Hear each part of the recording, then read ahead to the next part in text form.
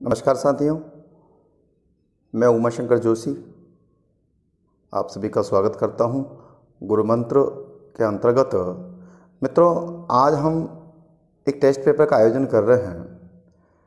अब तक हम लोगों ने जो संज्ञा प्रकरण के अंतर्गत पढ़ा उसमें हम लोगों ने कितना सीखा उसकी जानकारी के लिए टेस्ट पेपर है, और ये टेस्ट पेपर आपको हर प्रतियोगी परीक्षा व स्कूली परीक्षा में निश्चित रूप से सफलता दिलाने वाला है।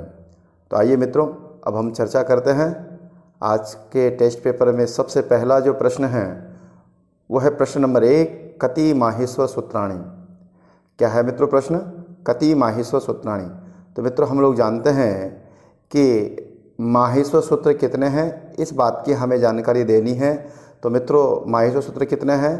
पहला विकल्प है आपका 22, दूसरा है 14, तीसरा है 42 और चौथा है 52। तो मित्रों, आप सभी जानते हैं कि माहेश्वर सूत्रों की संख्या कितनी है मित्रों? 14, यानी कि महेश्वरात् आगतानि सूत्राणि माहेश्वर सूत्राणि इत्युच्यते। इसलिए इस विकल्प का आपका कौन सा नंबर सही हो जाएगा मित्रों? दूसरा नंबर, यानी कि कितना है? 14 यानी 14। आइए मित्रों, अब दूसरे प्रश्न की ओर अग्रसर होते हैं। मित्रों, आज का अपना दूसरा प्रश्न है कि माहेश्वर सूत्रेषु कस्य वर्णस्य आवृत्ति द्विवारं भवति। अर्थात माहेश्वर सूत्रों में कौन से वर्ण की आवृत्ति द्विवार। ध्यान से समझिए मित्रों, प्रश्न क्या पूछे? कस्य वर्ण से, यानी किस वर्ण की। मित्रों, एक तो है न, दूसरा विकल्प है, तीसरा विकल्प है मैं, और चौथा विकल्प है यह। अब देखिए मित्रों, जब आप माहेश्वर सूत्र पढ़ने जाते हैं तो ऐ ऊण रेल रिक एओंग अयौच हयावरट लण यम गणनम झबे गणदस जब गणदस खप चटत चटताओ कपाया शर और हल। ये जो 14 सूत्र हैं इसमें एक तो ण वर्ण 2 बार आता है और एक है वर्ण 2 बार आता है। तो एक तो अयुण में आता है और एक लण में, ये आता है एक तो हयावरट में और एक हल में। लेकिन मित्रों, यहाँ प्रश्न क्या पूछा गया है? वर्णस्य। अगर वर्ण की आवृत्ति पूछ रहा है तो मित्रों आप जानते हैं कि माहेश्वर सूत्रों में जो अंतिम वर्ण होता है वो हलंत होता है, और अंतिम हलंत वर्ण को हम किसके नाम से जानते हैं? इत संज्ञक के नाम से जानते हैं। लेकिन यहाँ इत संज्ञक वर्ण नहीं पूछा गया है, यहाँ केवल क्या पूछा गया है? वर्ण पूछा गया है। इसलिए मित्रों आपका आंसर क्या होगा? है, यानी कि कौन से नंबर का विकल्प सही होगा मित्रों? आपको दूसरे नंबर का विकल्प सही होगा कि माहेश्वर सूत्रों में है वर्ण की आवृत्ति कितनी बार हुई है? 2 बार हुई है। आइए मित्रों, अब तीसरे प्रश्न की ओर अग्रसर होते हैं। और मित्रों, अपना तीसरा प्रश्न है अयुण इत्यत्र इत संज्ञक वर्ण कः। तो अभी हमने इस विषय पे चर्चा कर ली है, तो कहीं हमारे पूर्व ज्ञान से संबंधित ही ये प्रश्न है कि ए ई ऊण यहाँ इत संज्ञक वर्ण कौन सा है। तो हम जानते हैं कि उपदेशे अंतिम हलित्यात्, यानी कि जो सूत्र है उसका अंतिम वर्ण जो है वो क्या है मित्रों? यहाँ पर इत संज्ञक है। इसलिए इस प्रश्न का आंसर एक विकल्प में ए, दूसरे में ई, तीसरे में न और चौथे में न को भी। तो मित्रों कौन सा आंसर सही होगा? आपका नंबर 3 सही होगा, यानी कि तीसरे नंबर का विकल्प आपका सही है, यानी कि इत संज्ञक वर्ण कौन है? ण। क्योंकि हम लोगों ने पढ़ा है कि माहेश्वर सूत्रों का अंतिम वर्ण क्या कहलाता है? इत संज्ञक कहलाता है, और अयुण क्या एक माहेश्वर सूत्र है। तो मित्रों तीनों प्रश्नों की हम लोगों ने चर्चा की है। आइए अब चौथे प्रश्न की ओर अग्रसर होते हैं। और मित्रों अपना चौथा प्रश्न है कि प्रत्याहाराणाम संख्या अस्ति। प्रत्याहार किसे कहते हैं? इसकी चर्चा मित्रों हम लोगों ने वीडियो में की संज्ञा प्रकरण के अंतर्गत।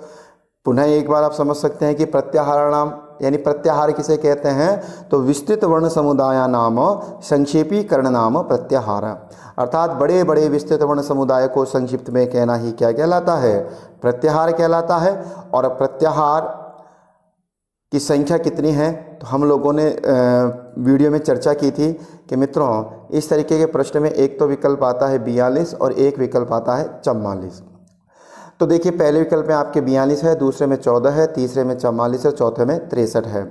तो मित्रों 42 भी सही हो सकता है और 44 भी सही हो सकता है, 14 और 63 तो सही नहीं है। मित्रों अब हमें ये स्पष्ट करना है कि दोनों में कौन ज़्यादा प्राथमिकता वाला है, यानी 42 को सही करें या 44 को सही करें। तो मित्रों लघु सिद्धांत कौमुदी के अनुसार हमने कितने प्रत्याहार बताए हैं? 42, और सिद्धांत कौमुदी के अनुसार कितने हैं? 44। लेकिन परीक्षा में आपका जो स्तर है वो लघु सिद्धांत कौमुदी के स्तर का ही है। इसलिए आप इस प्रश्न का आंसर क्या करने वाले हैं मित्रों? 1 नंबर 42, क्योंकि प्रत्याहारों की संख्या कितनी है? 42 है। आइए मित्रों अब अगले प्रश्न की ओर अग्रसर होते हैं। और मित्रों अपना अगला प्रश्न है कि एच प्रत्याहारे वर्णाः सन्ति। देखिए ये भी प्रत्याहार से संबंधित प्रश्न है। और प्रत्याहार बोधक सूत्र या यूँ कहें कि प्रत्याहार करने वाला प्रत्याहार विधायक सूत्र कौन सा है, तो हम ये कह सकते हैं कि आदि रंतेन सहेता, ये कौन सा सूत्र है? प्रत्याहार विधायक सूत्र है। तो मित्रों अब पूछा गया है एच। तो देखिए एच प्रत्याहार में हमें ए से शुरू करना है और कहाँ तक की यात्रा करनी है? च तक की यात्रा करनी है। तो देखिए ए ओ ग और आई औ च, ये आपके 2 सूत्र हैं। ठीक है, तो आपको यहाँ से यात्रा शुरू करनी है और कहाँ तक जाना है? च तक। लेकिन इसमें इत संज्ञक का ग्रहण नहीं होगा, इसलिए आपके कौन कौन से वर्ण आ गए? ए ओ और आई औ। तो ये एच प्रत्याहार के अंतर्गत है। तो अब यहाँ पर ऐसा विकल्प देखना है जिसमें ए और आई औ आ रहा हो। तो मित्रों आइए देखते हैं। तो पहला विकल्प है ए ओ आई औ, तो हमारा पहला विकल्प ही सही हो गया है मित्रों, क्योंकि दूसरा ए आई है, तीसरा ए ई उ रिल री है और चौथा ई उ रिल री है। इसलिए ई उ रिल री है नहीं, क्योंकि ये कौन से प्रत्याहार के अंतर्गत आते हैं? इक प्रत्याहार के अंतर्गत आते हैं। लेकिन हमसे पूछा क्या गया है? एच प्रत्याहार पूछा गया है। और एच प्रत्याहार के अंतर्गत आपके कितने वर्ण आएंगे? 4 वर्ण आएंगे, ए ओ आई और औ। आइए मित्रों अब अग्रसर होते हैं अगले प्रश्न की ओर। प्रश्न नंबर 6। और प्रश्न नंबर 6 मित्रों हमारे यहाँ पर दिया गया है कि स्वरित स्वरे चिन्हम भवति। प्रश्न पुनः स्वरित स्वरे चिन्हम भवति, अर्थात जो स्वरित स्वर है, हम लोगों ने स्वरों की 3 संज्ञा की थी, उदात्त, अनुदात्त और स्वरित। यानी कि एक तो उदात्त संज्ञा, एक हमने कौन सी की थी? अनुदात्त संज्ञा, और एक हमने कौन सी की थी मित्रों? स्वरित संज्ञा। तो ये 3 संज्ञाएं हम लोगों ने अच की पढ़ी है, यानी स्वरों की पढ़ी है। तो हम लोगों ने जैसे मान लीजिए एक ए स्वर है। अब ए के ऊपर कोई भी अगर चिन्ह नहीं है तो हम ये उदात्त स्वर होगा। यदि मित्रों इसी ए के नीचे यदि इस तरीके के एक चिन्ह रेखा खींच दी जाए तो ये कौन सा स्वर होगा मित्रों? अनुदात्त होगा। और अगर इस ए के ऊपर इस तरीके से खड़ी रेखा, हाँ, अर्थात वर्ण के ऊपर रेखा यदि खींच दी जाए तो फिर वो कौन सा होगा मित्रों? स्वरित होगा। तो आपके प्रश्न समझ गया आ गया होगा कि स्वरित स्वरे चिन्हम भवति, ये स्वरित स्वर में चिन्ह होता है। तो वर्ण से अधः अर्थात वर्ण के नीचे नहीं होता है, वर्ण से ऊपरी बिल्कुल वर्ण के ऊपर होता है। वर्ण से परितः अर्थात वर्ण के चारों ओर न कोई चिन्ह, कोई भी चिन्ह नहीं है। 4 विकल्प है आपके पास। तो मित्रों कौन सा आंसर सही हो जाएगा इसमें? आपका दूसरा नंबर सही हो जाएगा कि वर्ण के ऊपर क्या होता है? स्वरित चिन्ह होता है। तो प्रश्न नंबर 6 भी आपके मित्रों समझ में आ गया होगा। उदात्त, अनुदात्त और स्वरित। तो उदात्त संज्ञा करने वाला सूत्र है उच्चैरुदात्तः, अनुदात्त संज्ञा करने वाला सूत्र है नीचैरुदात्तः, और समाहार स्वरित संज्ञा करने वाला सूत्र होता है। आइए मित्रों अब अगले प्रश्न की ओर अग्रसर होते हैं। और प्रश्न नंबर 7 है हमारा कि आभ्यंतर प्रयत्नानुसारम स्वरस्य भेदा सन्ति, अर्थात आभ्यंतर प्रयत्न के अनुसार स्वर के भेद होते हैं। तो मित्रों आभ्यंतर प्रयत्न आप लोगों ने पढ़े होंगे। आभ्यंतर प्रयत्न कितने प्रकार के हैं? 5 प्रकार के हैं। स्पष्ट, ईषद स्पष्ट, ईषद विवृत, विवृत और संवृत। प्रश्न पूछा गया है कि स्वर के भेद हैं आभ्यंतर प्रयत्न, तो कौन सा है मित्रों? विवृत है, क्योंकि हम विवृताः स्वराः, क्योंकि उदात्त, अनुदात्त और स्वरित ये जो भेद हैं ये तो किसके हैं मित्रों? बाह्य प्रयत्न के हैं, अच के। इसलिए हमारे इस प्रश्न का आंसर क्या हो जाएगा मित्रों? 4 नंबर, क्योंकि विवृत ही क्या है? स्वर होते हैं। आइए मित्रों अब अगले प्रश्न की ओर अग्रसर होते हैं। अगला प्रश्न है महाप्राण ध्वनि नास्ति, अर्थात महाप्राण ध्वनि नहीं है। महाप्राण किसे कहते हैं ये हम लोग वीडियो में चर्चा कर चुके हैं। तो कौन कौन से वर्ण होते हैं? तो हम ये जानते हैं कि वर्ग का दूसरा, चौथा और श, स, ह, ये, यानी कि वर्ग का दूसरा, चौथा वर्ण और शल प्रत्याहार जो है वो क्या होता है? महाप्राण। अब मित्रों आपको देखना है पहला विकल्प में लिख रखा है ध, तो ये वर्ग का कौन सा वर्ण है? चौथा वर्ण है। दूसरे में ख, ये कौन सा वर्ण है? दूसरा वर्ण है। तीसरे में च, तो ये कौन सा वर्ण है? पहला वर्ण है। चौथे में फ, तो ये कौन सा वर्ण है? दूसरा वर्ण है। तो अब आपको दूसरा, चौथा कौन सा होता है? महाप्राण होता है। तो यहाँ पर ये जो 3 नंबर का च है इस 3 नंबर के विकल्प में आपने देखा कि यहाँ पर महाप्राण ध्वनि नहीं है, तो ये कौन सा वर्ण है मित्रों? अल्प प्राण वर्ण है। तो अब इस प्रश्न का आंसर क्या हो जाएगा मित्रों? अपना 3 नंबर हो जाएगा, यानी कि ये जो च है ये कौन सी ध्वनि है मित्रों? अल्प प्राण ध्वनि है, ये महाप्राण ध्वनि नहीं है। आइए मित्रों अब अगले प्रश्न की ओर अग्रसर होते हैं। मित्रों अगला प्रश्न है अपना इचु यशानाम रिक्त स्थान, और रिक्त स्थान देख करके आपसे पूछ रहा है कि पहले में मूर्धा, दूसरे में तालु, तीसरे में कंठ, चौथे में दंतः। तो आप लोग जानते हैं ये जो प्रश्न हैं ये प्रश्न उच्चारण स्थानों में से है। अकुह विसर्जय नाम कंठ इचु यशानाम तालु। तो मित्रों इस प्रश्न का आंसर क्या हो जाएगा? अपना 2 नंबर, यानी कि इचु यशानाम तालु। तो दूसरे नंबर का जो विकल्प है ये आपका क्या हो जाएगा मित्रों? सही हो जाएगा कि दूसरे नंबर का विकल्प आपका इचु यशानाम तालु। तो ये आपके उच्चारण स्थानों से संबंधित प्रश्न है। आइए मित्रों अगले प्रश्न की ओर, जो प्रश्न नंबर 10 है उसकी ओर अग्रसर होता है। प्रश्न नंबर 10 है मित्रों बाह्य प्रयत्न सन्ति, अर्थात बाह्य प्रयत्न होते हैं। कितने होते हैं? तो मित्रों देखो ये जो प्रयत्न हैं ये आप लोगों ने कितने भागों में बांटे थे? 2 भागों में। एक आभ्यंतर प्रयत्न जो कितने प्रकार के थे? 5 प्रकार के, और एक बाह्य प्रयत्न जो कितने प्रकार के हैं? 11 प्रकार के। कौन कौन से हैं? तो आप लोग जानते हैं, पिछले वीडियो में हमने खूब अच्छे से इनकी चर्चा की है। विवार, संवार, श्वास, नाद, घोष, अघोष, अल्पप्राण, महाप्राण, उदात, अनुदात और स्वरित, ये आपके एकादश बाह्य प्रयत्न हैं। आइए मित्रों तो इस प्रश्न का आंसर हम लोग कौन सा कर पाएंगे मित्रों? 3 नंबर, क्योंकि तीसरे में क्या लिखा हुआ है? एकादश, क्योंकि पहले विकल्प में है द्वादश, दूसरे में है चतुर्दश। द्वादश का मतलब 12, चतुर्दश का मतलब 14, एकादश का मतलब 11, चतुर्दश का मतलब 4। तो बाह्य प्रयत्न कितने हैं? एकादश, इसलिए 11 हमारा आंसर विकल्प नंबर 3 सही होगा। अब मित्रों अगले प्रश्न की ओर चलते हैं, और अगला प्रश्न है अपना 11 नंबर का, और 11 नंबर का प्रश्न ये कहता है कि लघु सिद्धांत कौमुद्या कर्ता, अर्थात लघु सिद्धांत जो कौमुदी है उसके रचनाकार कौन है? मित्रों कौन है? तो नंबर 1 में है पाणिनि, नंबर 2 में है भट्टोजी दीक्षित, नंबर 3 में है वरदराज और नंबर 4 में है पतंजलि। तो मित्रों इस प्रश्न का विकल्प का आंसर कौन सा सही होगा? अपना 3 नंबर, क्योंकि लघु सिद्धांत कौमुदी की रचनाकार कौन है? वरदराजाचार्य हैं। क्योंकि मित्रों पाणिनि महोदय ने कौन से ग्रंथ की रचना की? अष्टाध्यायी की, क्योंकि पाणिनि महोदय की रचना कौन सी है? अष्टाध्यायी है। उसके बाद में मित्रों भट्टोजी दीक्षित की सिद्धांत कौमुदी, क्योंकि भट्टोजी दीक्षित ने कौन से व्याकरण ग्रंथ लिखा है? सिद्धांत कौमुदी लिखा है, ये सब व्याकरण है। वरदराजाचार्य ने लघु सिद्धांत कौमुदी लिखी है, और पतंजलि महोदय ने क्या लिखा है मित्रों? महाभाष्य लिखा है, इसलिए इनको क्या कहते हैं? महाभाष्यकार कहते हैं। इसलिए हमारे इस 11 प्रश्न का आंसर कौन सा हो जाएगा मित्रों?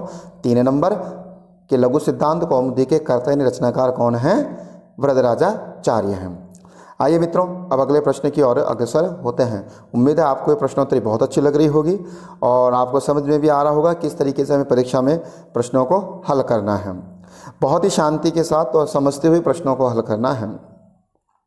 अब प्रश्न नंबर 12 है आपका ऋकारस्य संज्ञा भवति, ऋकार की संज्ञा होती है। पहला विकल्प है मित्रों 12, दूसरा 18, तीसरा है 30 और चौथा है 32। प्रश्न पुनः ऋकारस्य संज्ञा। तो मित्रों यहाँ समझिए कि जो ऋ है, अगर ऋ के भेद पूछे जाएंगे जब तो मित्रों कितने आएंगे? 12। लेकिन अगर ऋ वर्णयो मित सावण्यम वाच्यम, आप लोगों ने एक वार्तिक पढ़ा, तो ये वार्तिक ये कहता है कि ऋ और ऋ की क्या हो जाती है? एक संज्ञा हो जाती है, और जब संज्ञा एक होगी तो मित्रों ऋ के तो कितने? 18 और ऋ के कितने? 12।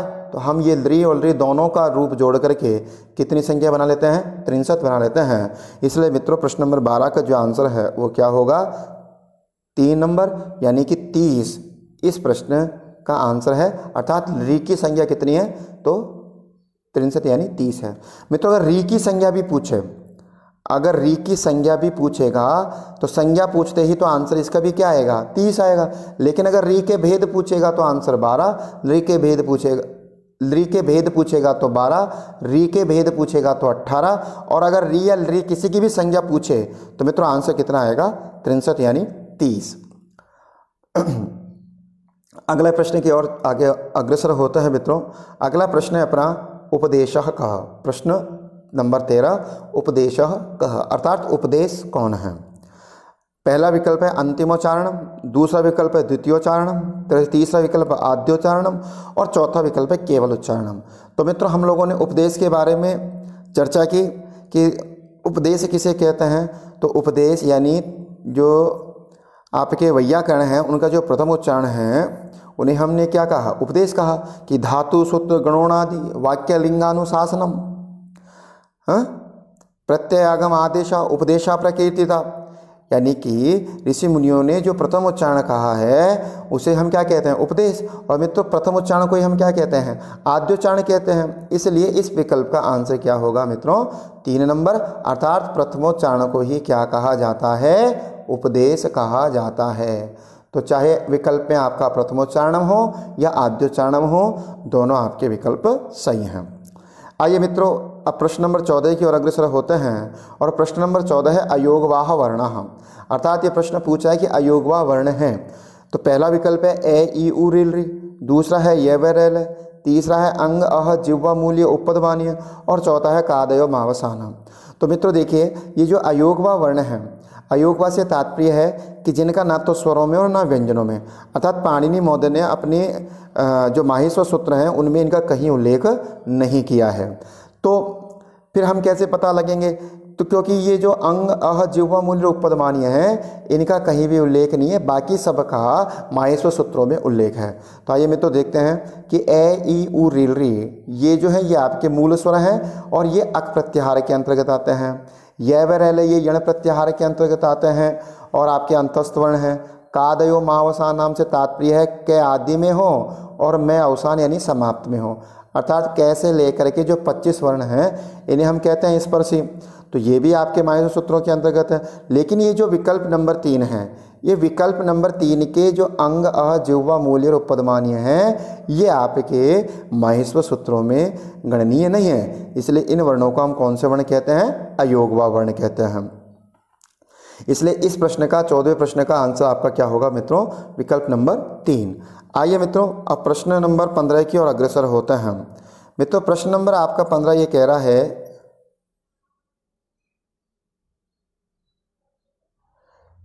कि माहेश्वर सूत्र परंपरानुसारेण कति वर्ण।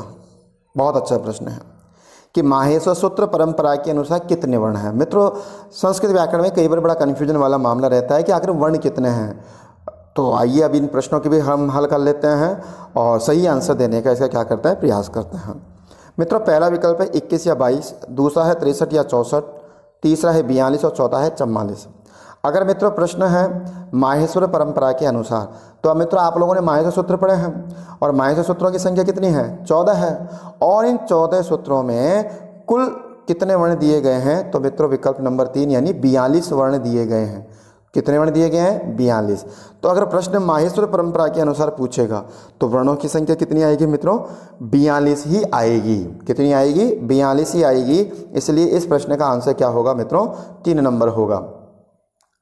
इसके बाद मित्रों हम अगले प्रश्न की ओर अग्रसर होते हैं और अगला प्रश्न है अपना वर्णों से संबंधित है, जो आपका कन्फ्यूजन दूर हो जाए कि पाणिनीय शिक्षानुसारेण कति वर्ण, और पाणिनीय शिक्षा के अनुसार कितने वर्ण हैं। तो मित्रों अब यहाँ पर जो आंसर है वो आपका चेंज होने वाला है, क्योंकि माहेश्वर सूत्रों में तो 42 वर्ण हैं, लेकिन पाणिनीय शिक्षा में जो हमने वर्ण पढ़े हैं उसमें जो स्वर है उन स्वरों की संख्या की बात करते हैं। तो मित्रों वो स्वर हैं आपके 21 या 22 हैं। और यदि स्वरों से शेष जितने भी वर्ण हैं, अब आप उन्हें व्यंजन कह सकते हैं, अयोगवा वर्ण कह सकते हैं, वो कितने हैं, 42 हैं। तो मित्रों जब हम इनका योग करते हैं, यानी कि स्वर और शेष वर्णों का जब हम योग करते हैं, तो आपके ये वर्ण होते हैं या तो आपके 63 होते हैं या फिर आपके 64 होते हैं।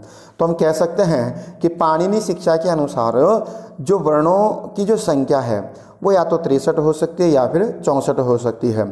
63 और 64 मित्रों यहाँ पर एक स्वर है लृ, उसके आधार पर वर्णों को निर्धारण किया गया है।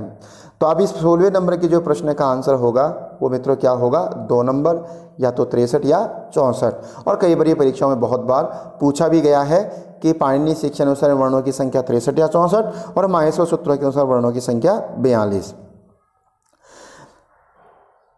मित्रों अगले प्रश्न की ओर अग्रसर होते हैं। तो अगला प्रश्न है अपना यादि कति। बहुत अच्छा प्रश्न है, यादि कति यानी ये आदि से प्रारंभ होने वाले वर्ण कितने हैं। तो मित्रों देखो, आप लोग जब वर्णमाला पढ़ने जाते हो तो कैसे लेकर के मैं तक तो आपके क्या है, कादय मावसाना, ये तो स्पर्शी वर्ण है, और शेष जो आपके वर्ण हैं वो कौन से वर्ण हैं, यादि।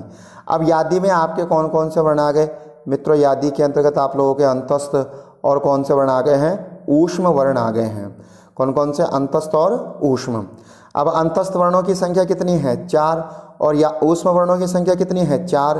तो हम कह सकते हैं कि य व र ल श स स है। इस तरीके से मिलाकर के अगर यादि वर्णों की संख्या पूछेगा तो मित्रों आंसर कितना आ जाएगा, 3 नंबर, अष्ट यानी 8। आइए मित्रों अब प्रश्न नंबर 18 की ओर अग्रसर होते हैं, और प्रश्न नंबर 18 है हमारा कि लण सूत्र मध्य इत संज्ञा का अस्ति। अर्थात ये जो लण सूत्र है, अब ये लण सूत्र तो माहेश्वर सूत्रों में 6 नंबर का जो सूत्र है वो कौन सा है, लण। तो लण सूत्र के मध्य में अर्थात बीच में इत संज्ञक है। तो देखिए ल अ ण। मित्रों वैसे तो आपका ये जो ण है ये भी क्या है, इत संज्ञक है, और लेकिन ये लण सूत्र स्पेशल है क्योंकि यहाँ रै प्रत्याहार की सिद्धि होती है, इसलिए हम ये कह सकते हैं कि ये जो अ है ये अ लण सूत्र के मध्य में क्या होता है, इत संज्ञक होता है। और जैसे ये इत संज्ञक होता है तो मित्रों आपका विकल्प क्या हो जाएगा, विकल्प नंबर 3 आपका आंसर सही हो जाएगा, क्योंकि ल आदि वर्ण है, ण इत संज्ञक वर्ण है, और मध्य में कौन सा वर्ण है, अ, इसी की इत संज्ञा होती है उपदेशीय जनुनासिक इत से। और चौथा विकल्प न कोपी। तो मित्रों इस प्रश्न का आंसर आपका क्या होगा, विकल्प नंबर 3। आइए मित्रों अगले प्रश्न की ओर चलते हैं, और प्रश्न है अपना असम्यक चिन्होतु, अर्थात जो सही नहीं है उसको चयन करना है, उसको चुनना है। पहला विकल्प है मुख नासिका वचनः अनुनासिक, अर्थात आप समझ गए होंगे कि एक तरफ संज्ञा बता रहे हैं और एक तरफ उनके संज्ञा के बारे में जानकारी दी जा रही है सूत्र के माध्यम से। तो मुख नासिका वचन अर्थात मुंह और नासिका से उच्चरित वर्ण को हम क्या कहते हैं, अनुनासिक कहते हैं। तो ये तो सम्यक है यानी सही कथन है, हमको चयन किसका करना है, असम्यक का, यानी कि जो सही नहीं है। दूसरा विकल्प है तुल्यास्य प्रयत्नम सवर्ण ग्राहकः। तो मित्रों यह देखिए तुल्यास्य प्रयत्नम सवर्ण ग्राहक सूत्र नहीं है, तुल्यास्य प्रयत्नम जो है वो सवर्ण संज्ञा करने वाला सूत्र है, इसलिए ये विकल्प हमको सही नहीं है। आइए मित्रों तीसरे विकल्प की चर्चा करते हैं। सुप तिगंतम पदम, तो सुप और तिंग से कौन सी संज्ञा होती है, पद संज्ञा, तो तीसरा विकल्प भी सही है। और हलोनंतरा संयोग कि हल यानी कि हल वर्णों के मध्य में यदि स्वर नहीं है तो वहाँ कौन सी संज्ञा होती है, संयोग संज्ञा होती है। इसलिए मित्रों इस प्रश्न का जो आंसर है वह आपका कौन सा सही हो जाएगा, 2 नंबर, क्योंकि ये गलत है, क्योंकि सवर्ण ग्राहक करने वाला सूत्र अनुदित सवर्ण से चा प्रत्यय है और सवर्ण संज्ञा करने वाला सूत्र तुल्यास्य प्रयत्नम सवर्णम है। तो मात्र एक ग्राहक की वजह से ही ये प्रश्न हमारा क्या हुआ है, सही और गलत का निर्धारण हुआ है। अब मित्रों हम अंतिम प्रश्न की चर्चा करते हैं आज की, और हमारा अंतिम प्रश्न है कि संहितायाः अपर नाम किम, अर्थात संहिता का दूसरा नाम क्या है। तो मित्रों हम लोगों ने एक सूत्र पढ़ा था संहिता संज्ञा करने वाला, परः सन्निकर्ष संहिता, यानी कि वर्णों की अत्यधिक निकटता होने पर ही कौन सी संज्ञा होती है, संहिता संज्ञा होती है। और संहिता को ही हम किसके नाम से जानते हैं, क्योंकि वर्ण जब आपस में मिलेंगे, बहुत नज़दीक जब आपस में मिलेंगे, व्यवधान कम होगा उनके बीच में, तो फिर वहाँ पर क्या होगा, परिवर्तन होगा, और उस परिवर्तन को ही हम किसके नाम से जानते हैं, संधि के नाम से जानते हैं। तो संहिता को ही हम किसके नाम से कहेंगे, संधि के नाम से कहेंगे। तो हमारे पास में देखते हैं, आइए 4 विकल्प कौन कौन से हैं। पहला है संधि, दूसरा है सन्निकर्ष, तीसरा है समास और चौथा है उपसर्गः।